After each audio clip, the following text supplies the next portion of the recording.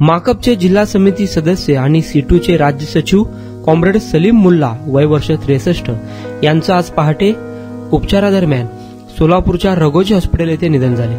त्यांच्या पश्चात 2 मुले, 1 मुलगी, सुना, नातवंडे असा परिवार आहे। त्यांच्या पार्थिवावर आज संध्याकाळी 5 वाजता अंत्यसंस्कार करण्यात येणार आहे। कॉम्रेड सलीम मुल्ला हे सीटूचे लढाऊ, कार्यतत्पर आणि जनतेच्या प्रश्नांसाठी सातत्याने झटणारे नेते म्हणून परिचित होते। त्यांनी माजी आमदार आडम मास्तर यांचे स्वीय सहाय्यक म्हणून देखील सन 2004 ते 2009 दरम्यान विधिमंडळातील कामकाजात मोलाची भूमिका बजावली होती। महाराष्ट्रातील विविध सामाजिक, आर्थिक आणि कामगार प्रश्नांवर माहिती संकलन, प्रस्ताव तयार करणे आणि पाठपुरावा करणे या जबाबदाऱ्या त्यांनी अत्यंत दक्षतेने पार पाडल्या होत्या। कामगार चळवळीतील एक तळमळीचा कार्यकर्ता म्हणून त्यांची ओळख होती। त्यांच्या निधनाबद्दल हळहळ व्यक्त केली जात आहे। माजी आमदार आडम मास्तर, माकपचे जिल्हा सचिव युसुफ शेख, सीटूचे राज्य महासचिव कॉम्रेड MS शेख यांनी त्यांच्या परिवाराचे सांत्वन केले।